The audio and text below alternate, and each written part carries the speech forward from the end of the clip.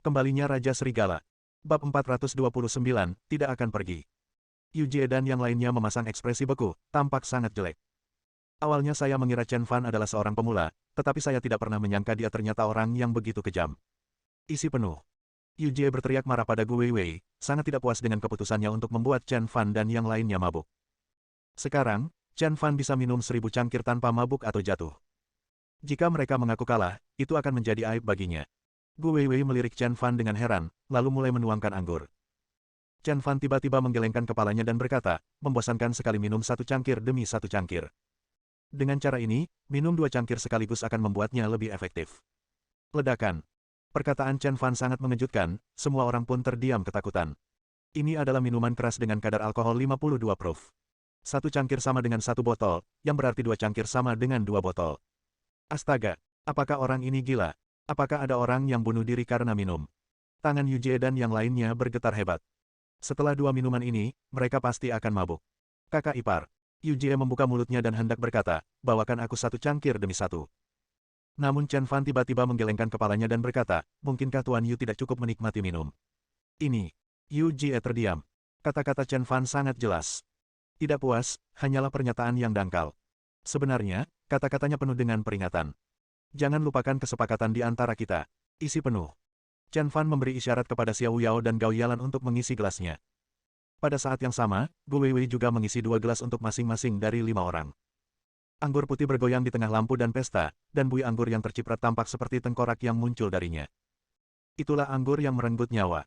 Para penonton tidak berani lagi mengatakan apapun. Yujie, kau bisa bersulang untukku sekarang, kata Chen Fan. Yujie mengangkat gelas anggurnya lalu meletakkannya lagi. Ia menarik seorang teman ke sampingnya dan berkata, kamu minum bersamanya dulu. Yujie membuat rencana. Dia meminta keempat saudaranya untuk minum bersamanya terlebih dahulu, lalu dia akan minum bersama Chen Fan terakhir. Dengan cara ini, tidak peduli seberapa banyak Chen Fan bisa minum, dia pasti akan mabuk ketika orang kelima minum bersamanya. Karena, saat ini Chen Fan telah meminum 8 botol anggur putih, ditambah 5 botol sebelumnya, jumlahnya menjadi 13 botol. 13 botol anggur akan membuat orang yang paling luar biasa sekalipun mabuk. Chen Fan secara alami mengerti apa yang dimaksud Yujie, tetapi dia meremehkan toleransi alkohol Chen Fan. Sijing adalah tempat yang sangat dingin. Ketika Chen Fan berada di Sijing, karena persediaan yang terbatas, mereka hanya bisa minum untuk menghangatkan diri. Saat itu, mereka minum anggur buatan sendiri, yang jauh lebih kuat dari anggur ini. Ada satu fitur lagi. Dalam daftar 108 Raja Perang di Wolf King Hall, salah satu dari mereka diberi peringkat berdasarkan kapasitas minumnya. Ini menunjukkan betapa mengerikannya kapasitas minum Chen Fan sebagai Wolf King dari Wolf King Hall. Baiklah. Chen Fan tidak banyak bicara. Ayo, kita minum. Dia dan salah satu dari mereka selesai minum. Muntah. Pria itu hanya minum 1,5 cangkir, dan sebelum dia bisa menelan sisa setengah cangkir, dia muntah. Di sisi lain, Chen Fan minum 2 cangkir seolah-olah sedang minum air. Sungguh toleransi terhadap alkohol yang mengerikan. Yujie dan yang lainnya juga tercengang, tidak percaya bahwa Chen Fan begitu kuat. Selanjutnya, Chen Fan tiba-tiba berkata ketika semua orang terkejut. Salah satu teman Yujie berdiri dan berkata, aku akan melakukannya. Dia bersulang dengan Chen Fan. Mereka berdua meminumnya dalam 1 teguk. Bersendawa. Setelah 2 gelas anggur, lelaki itu bersendawa, menutup mulutnya dengan cepat, dan hampir muntah. Meskipun orang ini tidak muntah, ucapannya tidak jelas dan matanya sangat merah. Jika dia minum segelas lagi, dia pasti akan kehilangan ingatannya. Melihat lagi, Chen Fan memiliki wajah tanpa ekspresi yang sama seperti biasanya. Minum anggur itu seperti minum air. Mereka benar-benar melihatnya. Itu bukan legenda, tetapi kejadian nyata yang terjadi. Tanpa Chen Fan mengatakan apapun, 2 teman Yujie lainnya juga berbaris untuk memulai.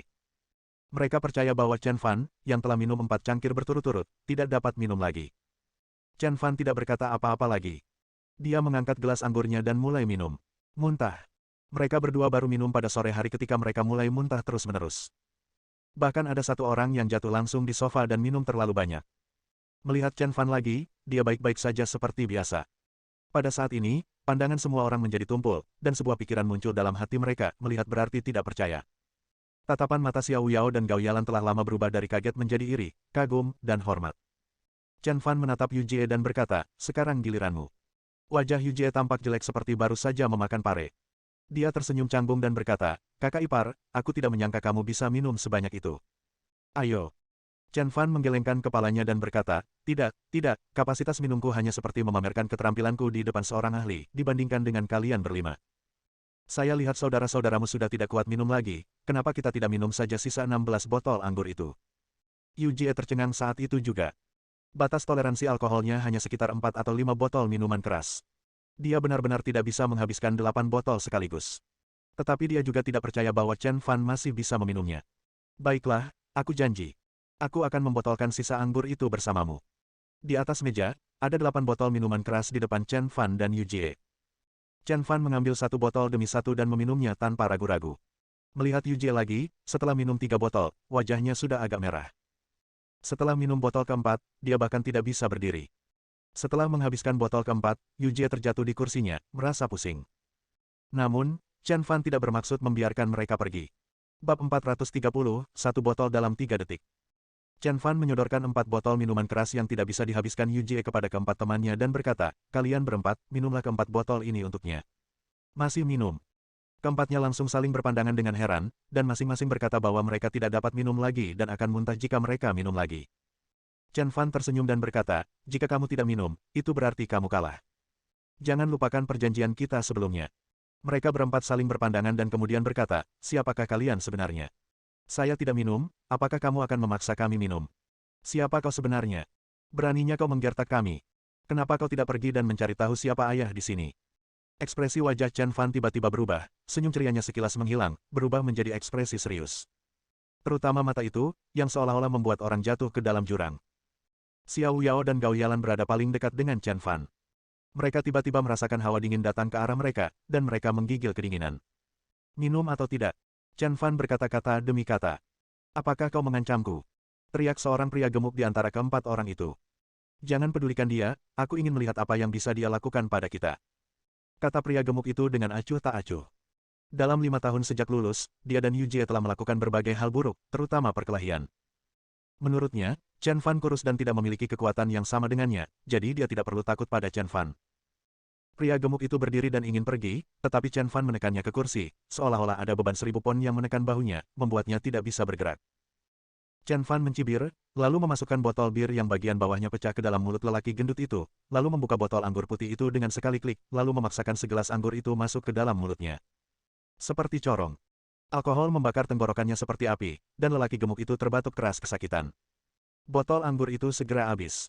Mata lelaki gemuk itu berubah merah, dan dia terhuyung-huyung dan sekarat. Para penonton menjadi ketakutan ketika melihat pemandangan ini hingga kulit kepala mereka mati rasa. Namun, itu masuk akal. Chen Fan minum 8 botol, dan Yu Jie pingsan setelah minum hanya 4 botol. 4 botol sisanya harus diberikan kepada teman-temannya. Aturan adalah aturan dan tidak seorang pun dapat melanggarnya. Ledakan. Pria gemuk itu langsung jatuh ke tanah dan sekarat. Chen Fan menepuk dahi pria gendut itu, lalu mengeluarkan corong dari mulut pria gendut itu. Apakah kalian ingin meminumnya sendiri, atau aku yang menyuapinya? Chen Fan menatap ketiga orang itu. Ketiganya saling berpandangan dan melangkah mundur pada saat yang sama. Mereka semua menyaksikan apa yang terjadi pada pria gemuk itu. Jika Chen Fan memberi mereka makan, mereka pasti akan mati. Ketiga lelaki itu buru-buru mengangkat botol anggur mereka masing-masing dan mulai meminum cari mereka sendiri. Namun, mereka tidak dapat meminumnya sama sekali. Mereka memuntahkan 3 suap setelah meminum 1 suap. Chen Fan menamparkan botol itu dan memasukkannya ke dalam mulut ketiga orang itu. Siapapun yang berani membocorkan setetes pun akan dipukuli sampai mati. Mereka bertiga tidak berani melawan dan mulai minum dalam tegukan besar.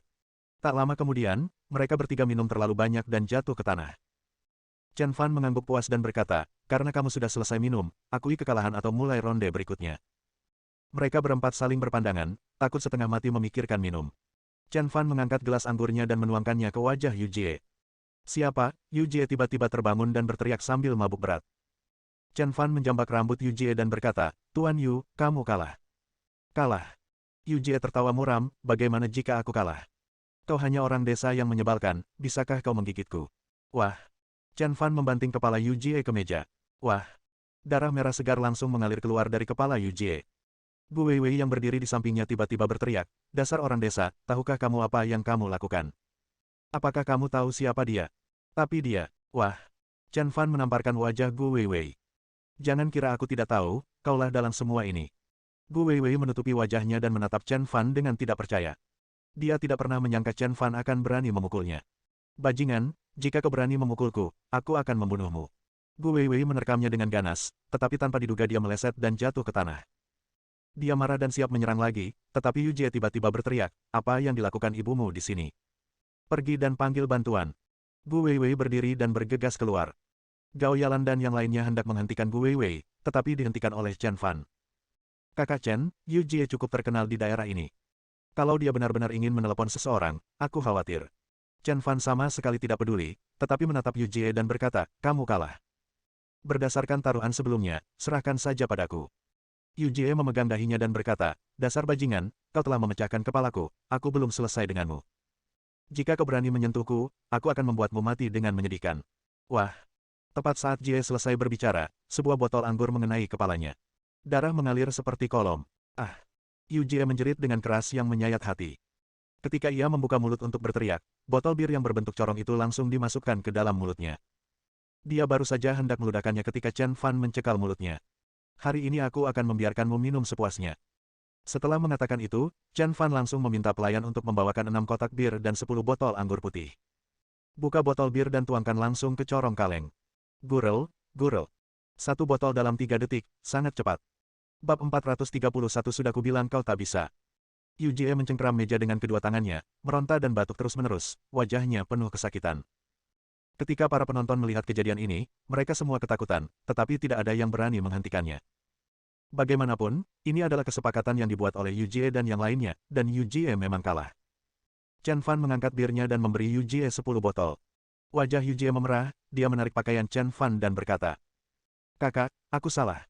Aku tahu aku salah. Tolong jangan paksa aku minum lagi. Aku benar-benar tidak bisa minum lagi. Yu Jie memohon belas kasihan. Namun, Chen Fan tidak berniat melepaskan Yu Jie.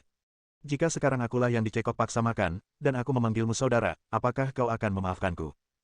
Tanya Chen Fan. Para penonton juga tercengang. Ya, jika yang kalah adalah Chen Fan, dengan amarah Yu Jie, dia pasti akan menghajar Chen Fan sampai mati. Kakak, aku mau, kata Yu Jie tergesa-gesa. Kau bisa melakukannya, dasar bajingan. Tanpa berkata apa-apa, Chen Fan mengangkat botol dan menuangkannya ke mulut Yu Jie. 1 kotak, 2 kotak, 3 kotak, 6 kotak. Yu Jie minum setengahnya dan memuntahkan setengahnya lagi, dan tanah pun berubah menjadi danau kecil. Yu Jie minum sampai muntah darah, muntah-muntah, dan kejang-kejang. Pada saat ini, seorang pria tampan berjas dan dasi tiba-tiba masuk. Berhenti. Ucap lelaki itu sambil menatap Chen Fan yang sedang menuangkan anggur untuk Yu Jie. Chen Fan berhenti dan menatap pria itu. Si Luo. Seseorang di antara penonton memanggil nama Si Luo.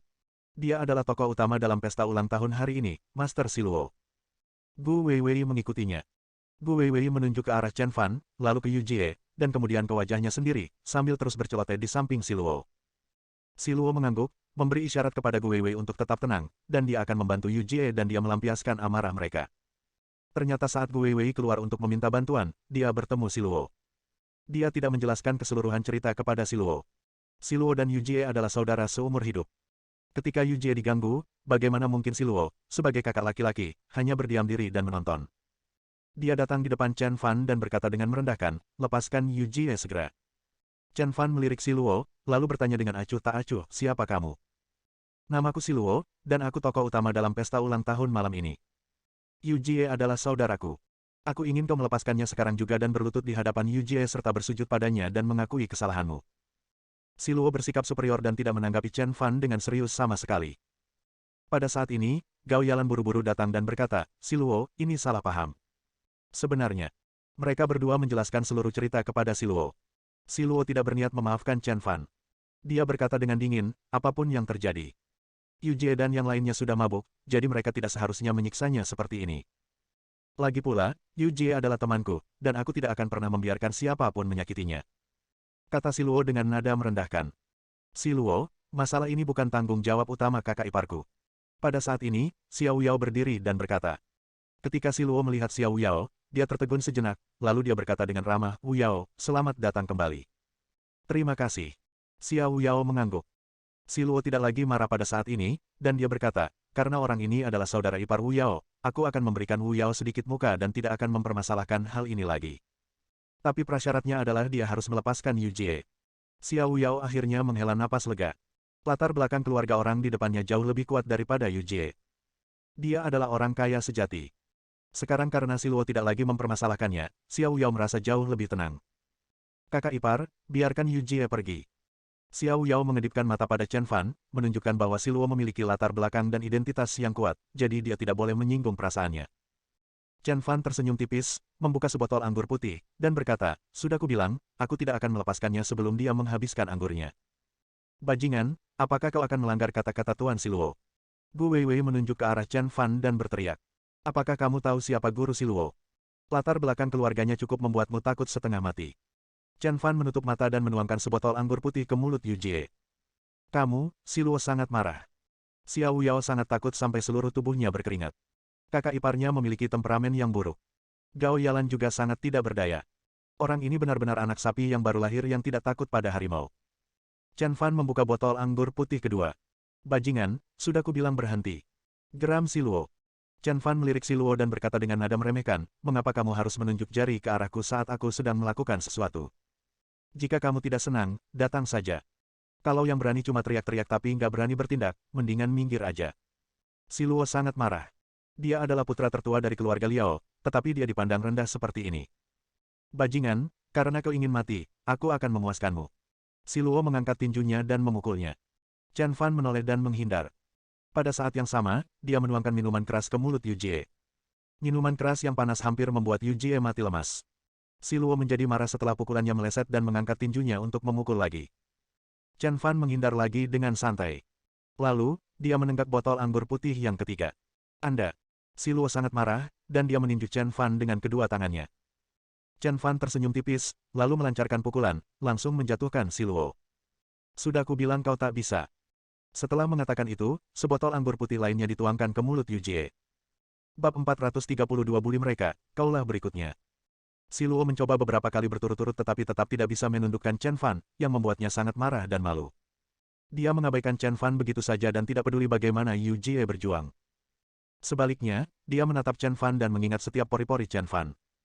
Dia belum selesai dengan orang ini. Chen Fan menuangkan semua minuman keras dari botol di atas meja ke mulut Yu Jie, dan menuangkannya ke tenggorokan Yu Jie hingga ke perutnya. Apakah ini minuman? Ini bunuh diri. Setelah minum 8 botol minuman keras, Yu Jie mulai muntah darah, dan kesadarannya menjadi kabur dan bicaranya tidak jelas. Namun Chen Fan tidak melepaskannya, dia menuangkan 2 botol yang tersisa ke dalam perut Yu Jie sampai dia tidak memiliki kesadaran untuk melawan. Kemudian, Chen Fan dengan hati-hati mengeluarkan korek api dari sakunya, menyalakannya di tempat, dan melemparkannya ke mulut Yu Jie di depan semua orang. Dalam sekejap, api membumbung tinggi ke langit. Chen Fan mendatangi Gu Weiwei dengan wajah tanpa ekspresi dan berkata, pacarmu mabuk. Kamu bisa mengirimnya ke rumah sakit sekarang. Gu Weiwei sangat ketakutan hingga wajahnya pucat pasi. Dia mengira Chen Fan adalah buah kesemek yang lembut, tetapi dia tidak menyangka bahwa pria ini begitu kejam. Setelah mengatakan itu, dia tidak melihat ekspresi Gu Weiwei, tetapi berjalan di depan Siluo. Siluo, ya. Aku tidak peduli siapa kalian, kekuatan apa yang ada di belakang kalian, atau siapa yang mendukung kalian, tetapi ingat satu hal, Xiao Yao dan Gao Yalan, jangan bergerak, jika tidak, nasib Yu Jie akan menjadi nasib kalian. Setelah mengatakan itu, Chen Fan berbalik dan berkata kepada Gao Yalan dan Xiao Yao, aku akan menunggumu di luar. Segera hubungi aku jika ada sesuatu. Chen Fan meninggalkan ruang privat dengan tenang, dan para penonton memberi jalan kepadanya. Semua orang melihat betapa mengerikannya pria ini, terutama saat dia melemparkan korek api langsung ke mulut Yu Jie tadi. Itu benar-benar menakutkan. Chen Fan baru saja keluar dari kamar pribadi dan sedang duduk di lobi sambil bermain game. Tiba-tiba, seorang pria yang diperban seperti mumi berjalan mendekati Chen Fan, melihat kiri dan kanan, lalu mengeluarkan ponselnya dan menekan nomor. Ayah, orang yang memukulku ada di Royal Court Club. Suara pria itu begitu keras sehingga hampir semua orang di aula dapat mendengarnya. Untuk sesaat, semua orang menatapnya dengan aneh. Orang macam apa ini, tega memukuli orang lain seperti ini. Sungguh mengherankan ketika orang ini dipukul, dia hanya memanggil, ayah. Dia juga karakter yang aneh. Chen Fan bingung karena dia tiba-tiba ditipu. Siapa kamu? Tanya Chen Fan. Kakak Fan, ini aku. Sambil berkata demikian, lelaki yang terbungkus seperti mumi itu sedikit mengangkat perbannya, memperlihatkan penampilannya. Orang di depannya tidak lain adalah Yan Yan, putra tertua keluarga Yan, yang dipukuli olehnya di restoran barat Mona Lisa. Apakah kamu belum cukup dipukuli? Tanya Chen Fan. Karena Yan Yan baru saja menelepon ayahnya, jelas ingin bekerja sama dengan putranya untuk bersaing dengan Chen Fan. Yan Yan tersenyum canggung, kakak Fan salah paham, beraninya aku melakukan itu. Lalu apa yang kau lakukan? Chen Fan bingung. Dia tidak di sini untuk menyelesaikan masalah, tetapi dia harus berbicara dengan keras. Ayahku yang mencarimu. Kata Yan Yan tergesa-gesa. Ada apa kau ingin menemuiku? Sebelum Chen Fan sempat menyelesaikan perkataannya, seorang pria dengan potongan rambut cepak bergegas masuk, mendatangi Yan Yan, dan berkata, di mana Tuan Chen? Ayah, ini Tuan Chen yang memukulku. Yan Yan menunjuk ke arah Chen Fan dan berkata. Sekarang, para penonton langsung menjadi tertarik, dan beberapa orang yang mengenal Yan Su mengatakan sesuatu. Bukankah ini Yan Su, ketua grup Yan? Kau tahu, itu benar-benar Yan Su. Seseorang mengonfirmasi. Sekarang kita akan mengadakan pertunjukan yang bagus. Beberapa orang berkata dengan gembira, putra tertua keluarga Yan dipukuli, dan Yan Su turun tangan untuk menyelesaikan masalah tersebut. Kau tahu, Yan Su adalah orang yang kejam di kota Sanjiang. Dia tidak hanya kaya, tetapi metodenya juga sangat kejam. Yan Su hanya memiliki seorang putra yang sangat berharga. Jika dia dipukuli seperti ini, orang yang memukul Yan Su harus membayar harganya. Jadi semua orang mengira jika Yan Su melangkah maju, Chen Fan akan mendapat masalah besar. Namun mereka tidak pernah menduganya. Yan Su benar-benar menendang putranya ke tanah. Pada saat yang sama, dia berlutut di depan Chen Fan dengan patuh. Tuan Chen, binatang buas Yan Yan ini secara tidak sengaja menyinggung Anda. Saya harap Anda bisa memaafkan kesalahannya. Hari ini aku akan membawa anakku untuk bersujud kepadamu dan meminta maaf. Ledakan. Tindakan Yan Su mengejutkan semua orang. Ketua grup Yan malah meminta maaf kepada orang desa. Bahkan, meski anaknya dipukul seperti itu, ia berinisiatif meminta maaf. Astaga, brengsek, aneh sekali. Orang macam apa ini? Semua orang memandang pria biasa ini yang mengenakan pakaian murah. Seberapa besar latar belakangnya dan seberapa kuat dia hingga bisa membuat Yan Su bersujud dan meminta maaf. Chen Fan terdiam, ternyata ayah dan anak itu datang untuk meminta maaf. Bangunlah. Meskipun Yan Yan salah, dia telah menerima hukuman yang pantas. Kita lupakan saja masalah ini. Chen Fan bukanlah orang yang menyimpan dendam. Meskipun dia menyinggung Xiao Yao, dia juga menerima hukuman yang pantas. Yan Su dan Yan Yan mengangguk berulang kali sebagai tanda terima kasih, Tuan Chen, terima kasih atas kemurahan hati Anda. Ketika Yan Yan mengetahui identitas Chen Fan, dia sepenuhnya yakin dan merasa sangat bersalah karena telah menyinggung Chen Fan. Pada saat yang sama, dia senang bahwa Chen Fan hanya memukulnya dan tidak membunuhnya. Karena, dengan kekuatan Chen Fan, membunuhnya akan mudah. Jadi, setelah mengobati lukanya, dia membawa ayahnya ke seberang kota untuk menemui Chen Fan dan meminta maaf kepadanya secara langsung. Untungnya, Chen Fan bukanlah orang yang menyimpan dendam, hal itu membuatnya merasa lega. Yan Su pun menghela napas lega, dan mengundangnya, Tuan Chen, saya telah menyiapkan kamar pribadi di Istana Kekaisaran. Mengapa Anda tidak naik ke atas dan minum? Anak yang tidak berbakti dan saya akan minum segelas anggur di hadapan Anda untuk meminta maaf. Bersambung.